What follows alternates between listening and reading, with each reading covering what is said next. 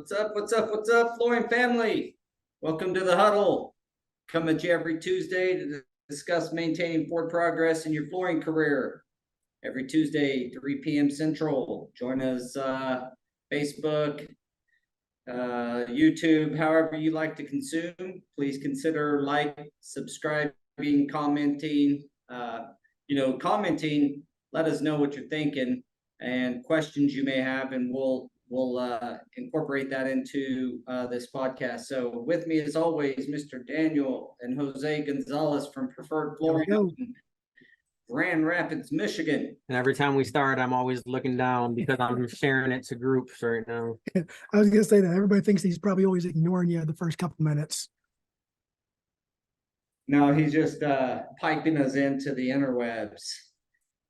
All right, well, today is a bittersweet. This whole series is somewhat of a bittersweet kind of subject line. It's pay applications, and well, it's really about whether or not giving you some information on whether or not you want to actually become a commercial flooring contractor. But this episode is on pay applications and payments. So we all like to get paid, but in the commercial construction world, it's a process. Let me put it that way. So just to introduce construction accounting and what you have to do, there's two main forms. One's called a G702, the other is a G703. The G702 is a pay application, and the G703 is the schedule of values. We'll start with G702. It's an application for payment. Okay, so remember that, application, not an invoice. Okay, that means that it can be denied or changed because you're applying for payment.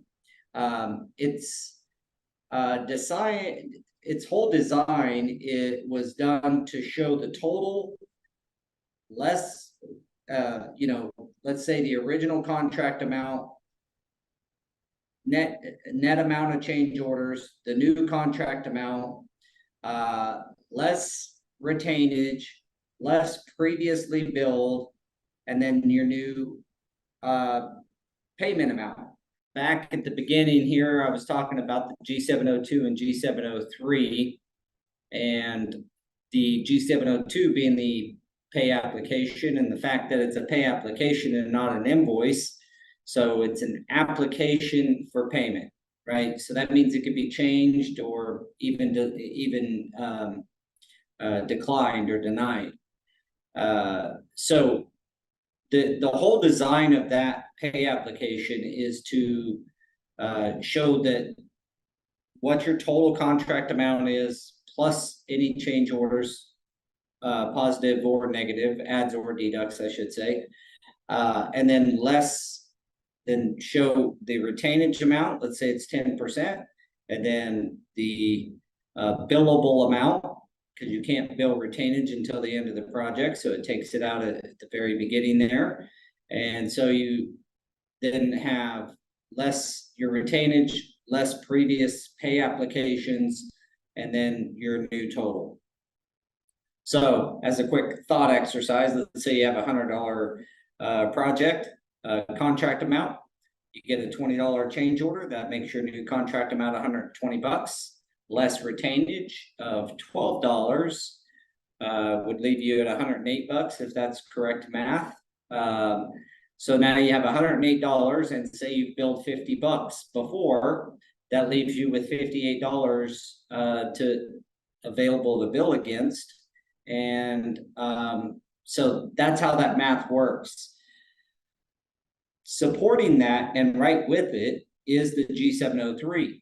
The G703 is a schedule of values, and it's just that. It's a schedule of the value of each item on the project. So you have carpet, ceramic, and sheet vinyl. So you'd have carpet materials, carpet labor, ceramic materials, ceramic labor, resilient materials, resilient labor. And then as you buy your materials and you store them in a acceptable spot, an acceptable warehouse that's bonded and insured, or at least insured with those materials listed on your insurance as insured in your building, you can bill for what's called stored materials. So you could bill, say, for example, very often in commercial, we buy all of our materials for a project, and then we bill for all of them as they come in. So your schedule of values would bill 100% for your carpet materials, 100% for your ceramic materials.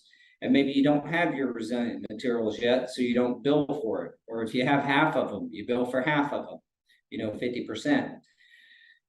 And then your next pay app, typically, is just kind of a standard flow. You'd be billing for the rest of your resilient materials, right? Now you're 100%, but you have all your labor line items that are left to be billed.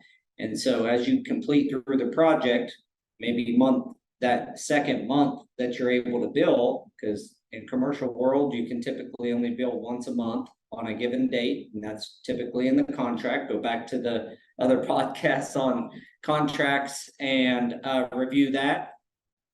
But at the end of the day, the goal for the G703 is so when you bill your client, your general contractor, they can then bill the owner and show your schedule of value, showing the owner what materials they're paying for. Often you will be asked for either invoices or some proof that you have the materials on site in a stored, bonded, or insured warehouse.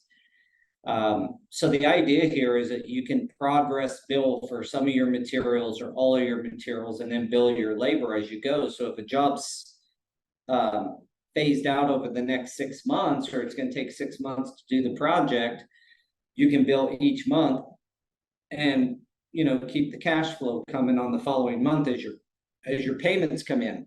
So let me see, what else do I want to say about the G703? Yeah, clarity on billing and exactly what you're billing. So a quick story of a company I started when I was 22, a flooring company with a partner. He was doing the office work and I was running the field and managing all the installation. We had gotten behind with our customers from a payment aspect. They hadn't paid us in a long time. We were owed a lot of money. Obviously, banks and vendors were barking down our necks, and ultimately, me and our accountant went in and started reviewing and found out he was just sending invoices. Well, with an invoice, they're not going to pay you. They need the G702 and the G703, and that's an AIA, the American Institute of Architects form. Hello, Daniel. Hey, You're back. third time. Well, maybe third time's a charm. I don't know. It keeps crashing. So if it does again, we'll just have to postpone. We may push this subject to next week and reshoot this. I don't really know 100%, to be honest with you, how well she's going to be able to patch this all together with 3 different showings. But I just, as I was waiting on you guys, wasn't sure if you was going to be able to join again, but I went ahead and went through kind of the overall G702 and G703 and was kind of going through a story of the first flooring company I started, and the fact that my partner at the time had billed a bunch of work, but it was just invoiced, not on pay applications. And once I brought our accountant in and I kind of took over, I started calling all the clients and asking them, why money? Hey, I show that you owe us this amount of money and it's 60 days past due. And they're like, we've never received a pay app from you. And then I come to find out he was just sending invoices. So the point here is they're not gonna, regular commercial construction where you're dealing with the general contractor, they're just not gonna pay you without a pay application. It's designed to keep track of where the flow of the project is and what has been billed for and what has been paid and what has not. So Right. And I've talked to some architects that say that they look at pay applications, could they actually go to the job site and they're like, there's no way this is 80% done. yeah, it's all based on percent of completion.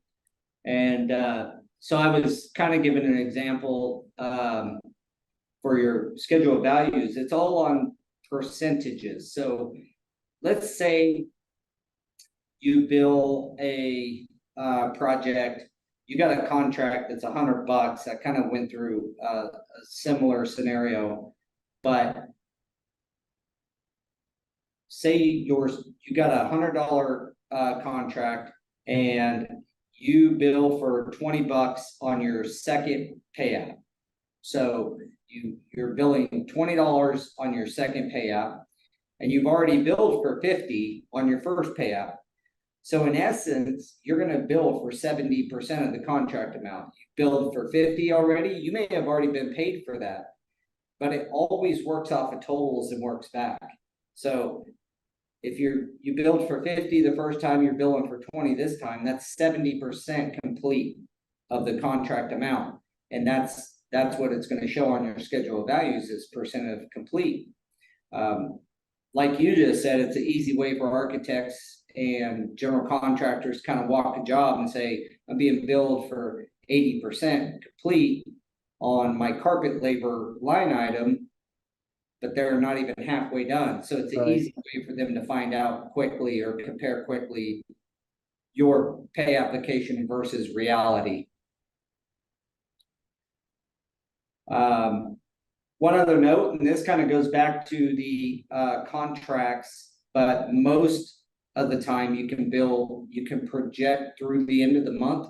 So if your pay app is due on the 20th, you can project through the end of the month, both materials and labor that you believe you're going to have in your insured warehouse or installed, and you can bill for that amount. So that's just, I would caution to be particularly careful and make sure that you are as accurate as possible. We've had plenty of projects. They want to come to our warehouse and see the materials, or they want to walk the job after we build and make sure that we're not overbilling. Obviously, contractors in all regards, like I don't want to pay my sub for work that's not complete. They don't want to pay us for work that's not complete. So it makes a lot of sense.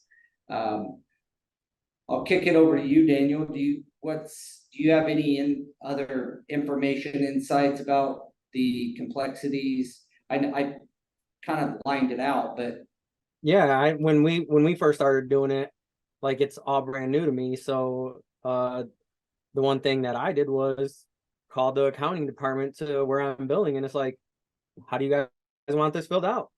And some of the projects were, really small. They were just 1-day projects. And they're like, just put everything on one line item, it's fine. But then you get into the more complex stuff when they're like, I want it broken out, everything broken out by single line item stuff. Like, so it's real particular in who you're working with. yeah, I've had them where they actually send an example of the schedule of values and want even like freight and stuff broken out, which has always been silly. I've only had that once or twice, but for the most part, it's like if you have 4 different products, if you got carpet, resilient, ceramic tile, and epoxy on a job, they're going to want to know ceramic on every single one. Yep, ceramic materials, ceramic labor, carpet materials, carpet labor, resilient materials, resilient labor. And sometimes they can even get more picky than that, but those are more particular projects, I think, that I've found where maybe a school board's trying to review it and they want it really micro, like I've had to break out transitions and stuff, and most of the time the transitions we just lump in with, if it's rubber transitions, it's going in the resilient. If it's tile transitions, it's going in the tile, and don't have to worry about it. But we have had them like, where's your transition materials and labor? All right, I'll break it And out. then you got to go redo it. Yeah. Yeah, that I just made it a habit since we're not dealing with like huge projects that take a ridiculous amount of time. So I'll break everything out. But I know once you get into these projects that can last over a couple years, those line items start adding up quick. Yeah, and change orders and all that go on these. So just remember whatever you're going to bill for has to be represented on both forms, both on your G703, and then it ties out with your G702. So the total should be matching. Another note is your G702 or your payment application has to be notarized. So if you don't have a notary, you should probably plan on going to your bank every time you bill. That's another thing. We have 3 notaries in our office, so we don't have to deal with that anymore. But I remember going to Dillon's, which is a Kroger grocery store, 3 or 4 times a month getting pay applications notarized. And this is back in the early 2000s, but yeah, you got to have each one has to be notarized as well. So it used to be easier because we still go to the bank, but I used to be able to just walk in and be like, hey, can I get this notarized real quick? Now it's like, since COVID, nope, got to make an appointment. Wow, really? Yep. Guess one of us is gonna have to become a notary. Yeah. And a spouse, like they don't like your spouse. My wife works for us. She's a notary. So when she notarizes, if she's the only notary, then our COO has to sign the pay app because she can't notarize for me. Oh, So well, I will admit I've lost some steam with our crashing back, but I feel like I've covered the basics of what a G702 and G703 is and why they're used. And well, the purpose behind it, because I know when I first started doing them, I was like, why can't I just send them an invoice? Well, because what percentage, everything has to do with percentages in construction accounting. What percentage complete are you? And the forms, the G702 and 03 show that very clearly versus say an invoice that may or may not even show the total contract amount, depending on how you have it set up in your, at the time we used QuickBooks, or Peachtree, one of them. We used both of them at one point. But it makes it easier for everybody to know what's being billed for and the percent complete. And that goes right into your work in progress, which is a piece of the WIP, as it's called in accounting. And that's a whole nother rabbit hole to go down, and would probably take a whole hour, but for simplicity's sake, a WIP says of all your projects, how much of the cost have you incurred?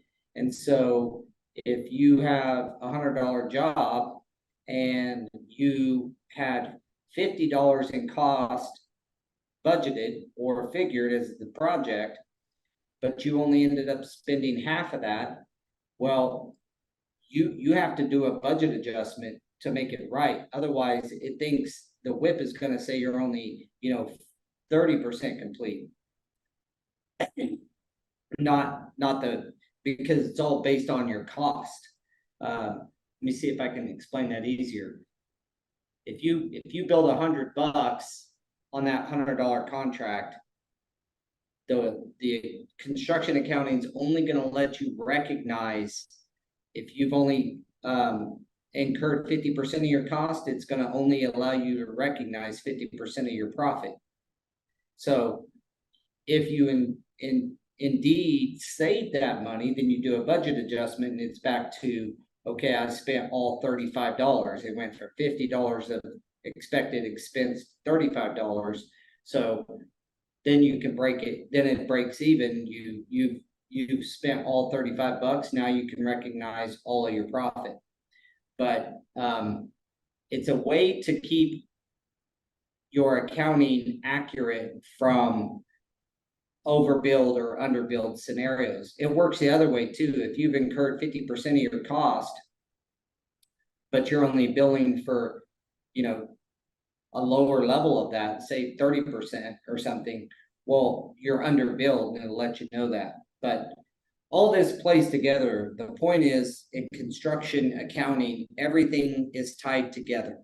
And these two most important documents, again, the G702 pay application and your G703 schedule of values, those are the most important. You got to get them right. They got to be accurate. That's how you get paid. So we have separate people that do that, that are really good at making sure that they're accurate. Yeah, it takes some work to get used to filling those out, especially because we still use QuickBooks. So we have to do the pay app and then also enter everything into QuickBooks. So yeah, when you get and you can do that. We did that for a long time and got, all the way probably up to $6 million or so before we got a accounting system that spits out the G702 and 03 for us. But if you're filling them out offline, or if you're still working in QuickBooks, or you're doing some other I'd say project costing, real good system, accounting system for project costs, then you do it offline. You fill out G702 and 03, and then if you did it the way I did it, you'd always do that first. I'd get it accepted, then I'd enter it in my accounting system. Otherwise, I was going back in and correcting all of it. Right. Yeah. All right. Well, what else we got on pay apps? Sworn statements, lien releases, lien waivers, and jump in on sworn statements. They just want to know all of your vendors pretty much, and how much you owe them, and are they paid? And if not, how much you still owe them. So yes, I think that probably happens in different areas. Ours is mainly they want lien waivers, and we'll get into that next week when we're talking about how to get paid. But lien waivers, as a lot of the pay applications want them with it, or the sworn statements that preferred flooring is paid up through July 31st, 2023. And if your pay app is for that pay period, then you should get through. A lot of our GCs want the vendors to list their project specifically, which is where side marks and all that kind of stuff comes in when you're placing your orders with your vendors. But yeah, it's a pain to get. You got to get these things right, and having that sworn statement or a waiver of lien. yeah, we've only had one project where they wanted waivers from every single vendor. And typically the sworn statement is just, I fill it out and they just accept it, because the sworn statement has to be notarized too. So if I'm lying, that's legally on me. Yeah, those are a lot nicer than getting lien waivers, because then you're at someone else's mercy to get you the lien waiver. We've had them take a month because someone's sick, and especially over COVID, it was a nightmare to get lien waivers. People were working from home and not working, and I can't, someone would say at our vendor, I can't do anything about it. Only this person can sign lien waivers. I'm like, well, you're better call them up and get them out of bed. I don't know what to tell you. I've got to get paid, and it's all you guys want me to pay you, but these lien waivers are a big piece of that. So I need you to get those back to me as fast as and efficiently as possible. But it's always a fight. It's tough because, distributors used to, and manufacturers didn't used to have to do that back in, 20 years ago. Lien waivers from vendors was not a thing. Even when I first got into business, never had to do it. It was just a matter of show me proof you got my materials, basically. And I think vendors started filing liens when companies were honest, and then GCs and architects were like, well, we got to cover that risk. And that's where lien waivers from every vendor comes in. Yeah, it was a nightmare to get some of these vendors to actually do it too. I'm taking notes right now, guys, because honestly, this is Daniel's category for us, right? Like I got bits and pieces here, but yeah, it's well, hug your brother afterwards, because it can be a real pain in the ass to get it. I hear about it all the time. And I hear about it all the time. And then getting it paid is a whole nother thing. But the first step is getting these documents in accurately, along with your sworn statements or your waivers of lien from your vendors. It's almost like, because when contractors are after they accept your pay application, and then they send us an email, because a lot of stuff is electronic payments, right? And it's like, this is going to post to your account. Here's the lien waiver. We'll send the money when we get this back. And it's like, it's almost like we should start doing that to almost every payment for a vendor. It's like, here's your money, send me a lien waiver. That's not a bad idea. It's not a bad idea. It's just like Jorge says right here, it seems like a ton of paperwork. It is, but it is a ton of paperwork. That's a good idea, Daniel. I wonder if we could start just saying, here's a check. Here's the lien waivers that for projects attached to this check. Please sign them and we'll release a check. Bam. That's not a bad idea. Get them up front and then file them. And then when we need them, we already have them. Right. Then they'll be way quicker to get you something signed than if they already had the money. Yeah, that's most of it, right? They already have your money for that job. And then it happens one of two ways. You send your lien waivers in with your pay applications. And also, a side note, they have a form in most, it's a separate form for a lot of the general contractors that have a list of your subs and suppliers, and you list the dollar figure on there and what's remaining to pay to each one of them as well. And a lot of times you got to have lien waivers from your subs, which is why Go Carerra has that as an automatic, get a lien release on every single payment. So you have them. That form is typically not with your pay app, but it's when you get a check, or they got a check ready for you and they're like, hey, we need this filled out and signed. So yeah, and each GC may have different insights or different rules. Just remember this, it's all about risk mitigation. That's what construction is all about. And a lot of our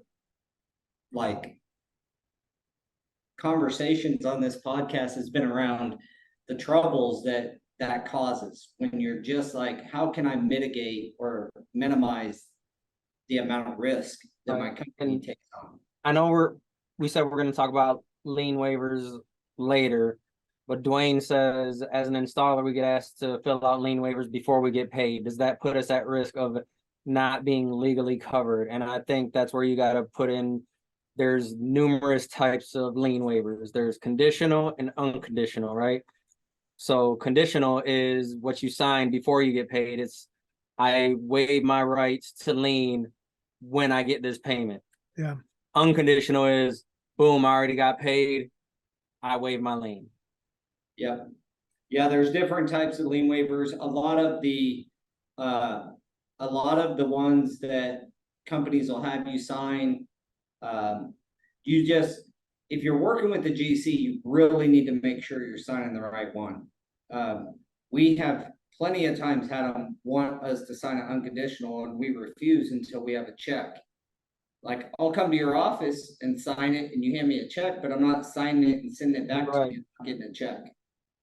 And there was when we were subcontracting for a company, they sent us an unconditional, and they're like, here, sign this and get this back to us, and we'll get you a check. And we weren't done with the project yet, and it was a full unconditional, and I'm like, I'm not signing this.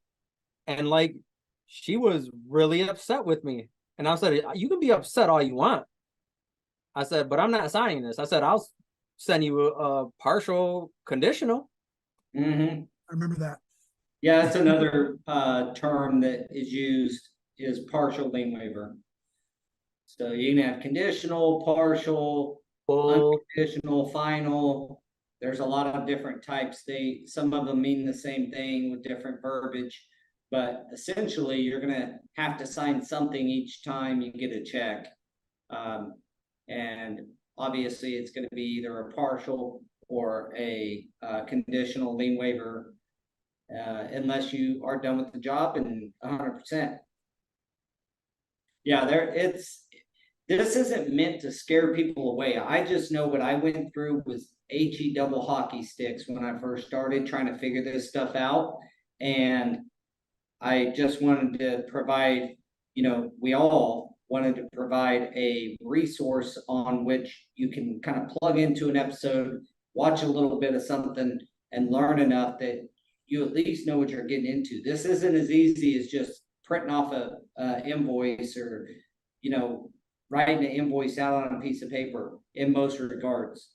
Some really small general contractors, they may let you do that kind of stuff on really small, tenant finish kind of thing or something. But any of your major commercial jobs, you're going to have to go through this process. So be prepared, make sure you have, somebody that understands accounting helping you do this. I would have never figured it out on my own. I've done it for years and understand it really well now. But when I first started, I had to have an accountant come in and like, how do I fill these out? And I didn't have the balls, to be honest with you, to just call my client and say, I have no idea how to fill these out, And either did I at first, right? Except for there was a point where I think we were in a meeting at the chamber, and one of the it might have been one of the minority meetings where they're trying to get us smaller businesses, in there. And they're like, anytime you have any questions, that's what our billing department is for. Like, you may think that it's a dumb question, but that's what they're there for. It's like, they're there to make sure everything is filled out, because we don't want to hold your money. Yeah, we want to give you your money. I wish that rang true, to be honest with you. I see the various crap that holds up payments, but I think in general most people do. But you got to be careful who you work for. But irregardless, getting this right is paramount to getting paid on time, or getting paid as close to on time as possible. You don't want to be the guy holding up pay apps. I'll tell you that. They'll just go on without you. If you miss that pay app, you got to wait a whole another month to even turn your bill in. I've been through that. Right. And Dwayne asks where they say it and stuff. So I'm just going to print one out real quick and put it on the screen, so that way he can see what our waiver looks like. Okay.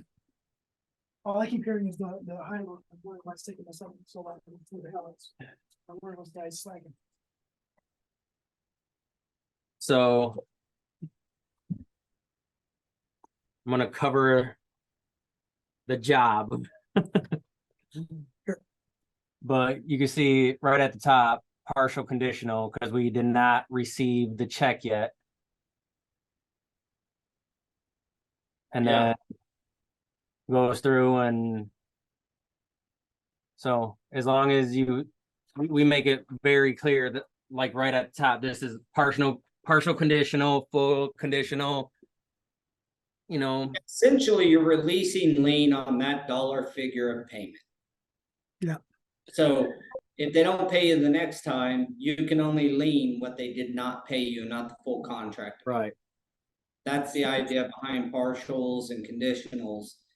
So essentially, it's all, again, about risk management and tracking where the money's at, who's been paid what, how they've been paid, all the information is, and frankly, G702 and 03 are really good forms for that, but they're not, once you're used to them, I don't see them as complex, but it does take a minute to get used to them because you're always working from a total. Like if you have $100,000 job and you build 4 times on that, it feels weird to put total completed and stored to date when all I want to bill is another 10 grand. But I got to put 100, on $100,000 job, maybe I'm $80,000. Then 8,000 of that's retainage. Then I built, 70,000 previously, leaving me my $10,000 as this period's payment. So it's always working off the total with percentages. So it can be confusing, but once you get used to it, it's not really that complicated. It's like Right. it's like balancing a physical checkbook, the dollars and cents, and then the percentage of the project being done. It's like just try to break it down into dummy terms for people like me. I almost wonder so like if I purchase a house, why can we use these programs like DocuSign, but they don't have anything like that instead of getting a notary? Like why can't it be utilized? Do they have something that can be utilized like that? It's all red tape more than anything. I mean, there are plenty of companies that use DocuSign for their lien releases. I wouldn't say a lot, at least from in our area, but some do, but never on the big government work or really like bigger commercial work. It stays in that older kind of methods. They want it signed, they want it notarized, and the paperwork, there's some that you have to have wet ink. You cannot email it. Like there's stuff like that. Yeah. Yeah. I remember that. Some, Well, and then others still with notaries. Still with notaries, it's like if they don't have the stamp and everything. Yeah. Nope. So I don't want to scare everybody away, but I did want everybody to understand what you'd be getting into. And I know we didn't go through and show what they actually look like, but this is 702. So it has like the total on there, then the change orders all the way down, and then the schedule of values 703. And this was one of the ones that wanted every single line item in there. Yeah, you do. Trying to block the light. Yeah. So it's like, but as you can see, like right there, that's the percentage lines. Yeah. So they want to know percentage on every single line item. Yeah, that's a very good example. Thanks for showing that, because it's a matter of again, not to beat a dead horse here, but it's their way of risk management. And the fact is if they don't know how much you've built them for previously, and the retainage piece, all that mixed in. But if they don't know what you built for previously, and they got to go dig it up on another document, what they're trying to do is streamline it. And I got to say again, G702 and 03 both are pretty streamlined. And they work together. So if you got an accounting system that'll spit them out, kudos, because it does make life a lot easier. Our billing department just says what percentage they'll send us their schedule of values and ask each PM to put the percentage of complete on each line item, and then they just bill that amount, and it spits out the G702 and 03 automatically. That's structure, that's the system we use, but there's plenty of others that do the same thing. So How do you guys gauge your fill 'em percentage of? out. How do you What's guys that? gauge your percentage of project complete? Is it material you use, or do you guys have a user takeout program to be exact? It's a general question. You know that. We'll bill, however much material we got in. And it's, if we had 50,000 foot LVT and we only got 25, we're gonna bill 50% on the material line item. Typically the kind of schedule for this kind of thing is, if you got a larger project, you're probably going to be billing for your early materials first. Your ceramic material might be your first billing only. Then your second billing may have a mix of ceramic labor, and your resilient materials finally came in. So maybe you bill 100% on your materials for ceramic, and then 100% on resilient, but only 10% of your ceramic labor. And then the next month it comes in and you do the same thing, but it's maybe you got the rest of your materials in. Now you're billing 100% on all materials, and 75% on your ceramic labor and 20% on your resilient. That's the only way you can stay and get progress payments and keep track of what's been paid and where. It gets really confusing, even on a spreadsheet, if you just do that. So I understand the need for a system like this, but You just explained it really well on why the system is needed, because there's no guesswork at the end is really what it is. You're tracking everything progressively, and smaller projects probably easier, but large ones, woo. Yeah, ideally you want to bill them and they understand what you're billing and they process your payment, or process your pay application. But there's plenty of times when, they're like, we've had a few times where they're like, well, you're billing us 100% on your materials and you don't have any installed. So we're not gonna, that's just materials. Some, like some GCs want us to only bill them for materials as they're put in place. In different parts of the nation, that's a requirement where it's in place materials and not stored materials. So you can't even bill for all your materials until you put them in place. That's crazy. I won't do work in those areas because what happens if someone steals it?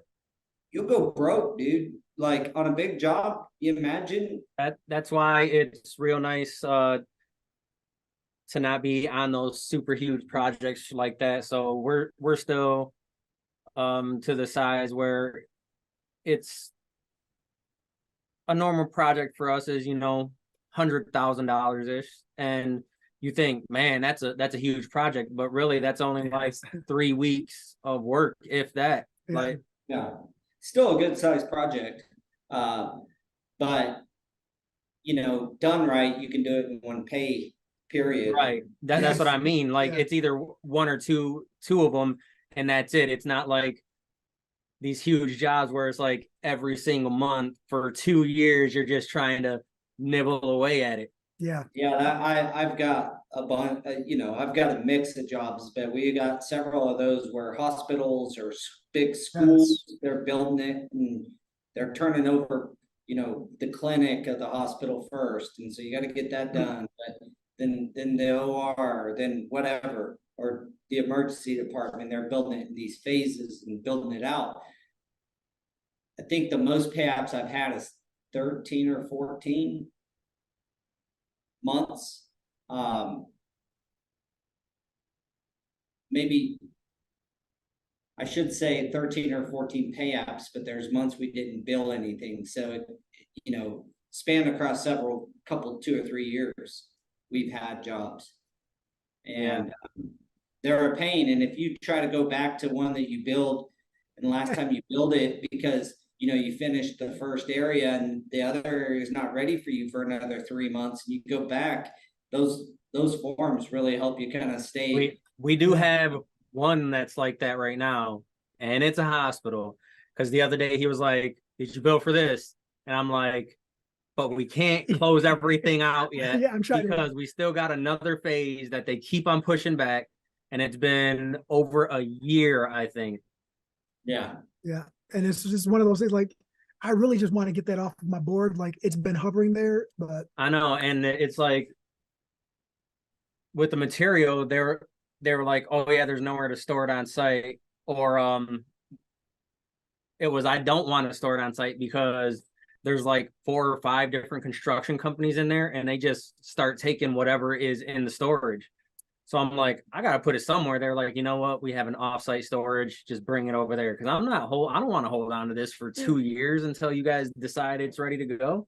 Yeah, we have some projects that'll, the storage of materials is a big thing. Make sure your warehouse is either insured for those materials, and a lot of times they make you list it on your, like their project specific in the amount that of the value of their materials.